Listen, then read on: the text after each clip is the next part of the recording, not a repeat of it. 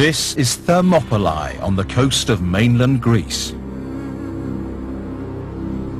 In August 480 BC, a Greek army of only 7,000 men, led by King Leonidas and 300 Spartans, fought here against a 250,000 strong invasion force led by Xerxes, the king of Persia. At stake, the survival of Greek civilization. Now, with new computer graphics technology, you're about to see this great battle as never before. The vast numbers of soldiers, the troop formations, how they fought, and how the battle was won.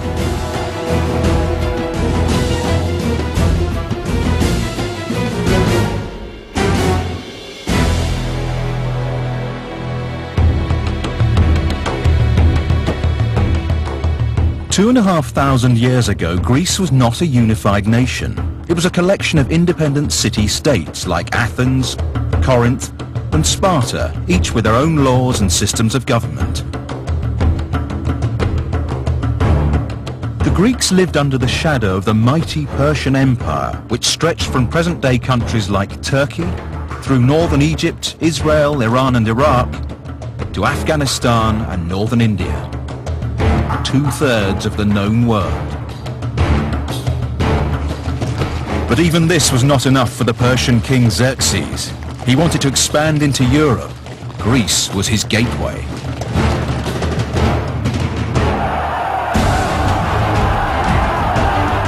Ten years earlier, his father Darius had been defeated by the Greeks at Marathon. Xerxes was determined not to suffer the same fate. He gathered a huge army from all corners of his empire. As many as 250,000 men may have set out for Greece.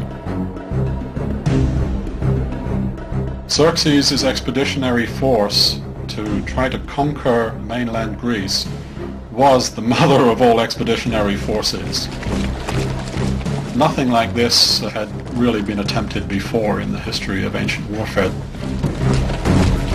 In 480 BC, Xerxes crossed the Hellespont and moved his army down through northern Greece, while the Persian fleet sailed along the coast.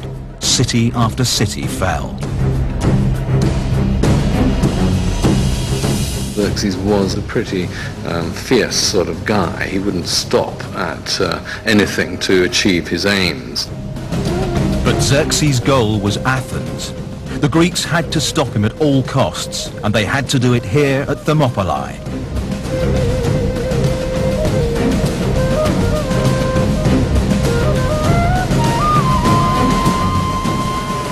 Given the configuration of the Greek peninsula, that is where an army of any size has to come down. Thermopylae was the obvious place. The Greek name Thermopylae means hot gates. The place was famous for its hot springs. With high rugged mountains on one side and the waters of the Malian Gulf on the other, the narrow pass was easily defensible, but it was also the gateway to Greece.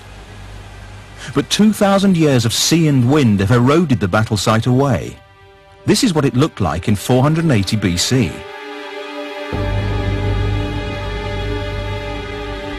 The Greeks sent an army of 7,000 men to hold the pass. They were joined by 300 soldiers from the city of Sparta. This city-state provided a stark contrast to democratic, cosmopolitan Athens. The Spartan society was at the opposite pole from Athenian society. Athenians were very open. The society was wide open to anyone who wanted to come there, and they would share everything with us, whereas the Spartans was a very closed society. Spartans were educated to be soldiers, nothing else. From the age of 7, all Spartan boys trained for war. The army was their life. Even when married, the Spartan men had to live in barracks. Sparta was a small town. It had no more than 9,000 peers, full Spartan citizens at any one time. So this army, everybody knew everybody else. If you were standing in formation, your brother might be over there, a couple of ranks behind. Your father might be over here. Your cousins would be over there. They provided the leadership, they provided the spearhead, they provided the backbone. In every respect, their presence was what made Thermopylae what it was. The 300 Spartans who marched to Thermopylae were led by Leonidas, the king of Sparta. He wasn't optimistic about his chances against Xerxes. For one thing, he had set out during the Spartan religious festival. This was thought to bring bad luck. Also, the Greeks had received bad news from the oracle here at Delphi. The priestess predicted that a Spartan king would have to die before victory was won. But Leonidas was not a man to live in fear of such an ominous prophecy. He was apparently of absolute determined resolution and personally brave. He would have been in his 50s, not a young man, coming up towards retiring age, even in ancient Greek terms. The Spartans wore a sculpted bronze breastplate and a helmet designed to terrify the enemy. Each man carried a shield shaped like a shallow wooden bowl. Painted on the face of the shield was the Greek letter lambda for Lacedaemon, the Spartan homeland. The main weapon was a thrusting spear wielded overarm. 8 foot long with an ash shaft, a leaf-shaped iron head and a bronze butt spike. In close combat they drew the short sword, the xiphos.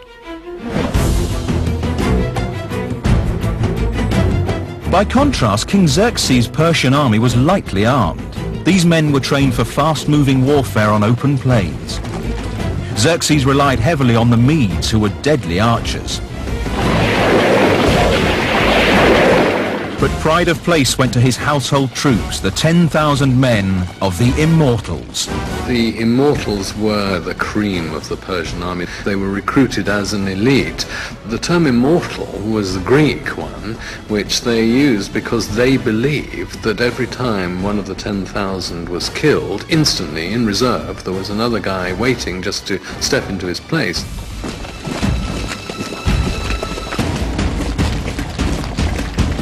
Leonidas stood with his Spartans at the narrowest point in the pass, with the 7,000 Greek troops deployed behind them. They defended a low wall. Meanwhile, Xerxes drew up his army on the flat ground at the entrance to the pass. Xerxes waited 4 days once they got into position there because he couldn't believe that these Greeks were going to actually stand and fight. He thought it was a joke.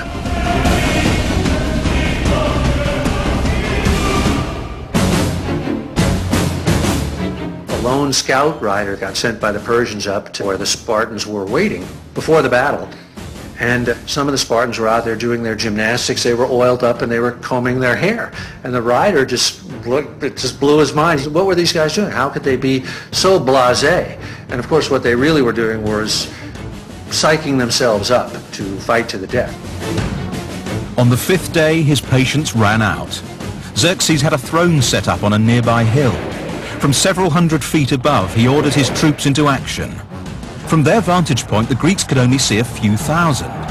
But this was merely the advance party for a force of 10,000 Medes which wound round behind the mountain. Leonidas held back his Spartans and ordered the Greek troops forward.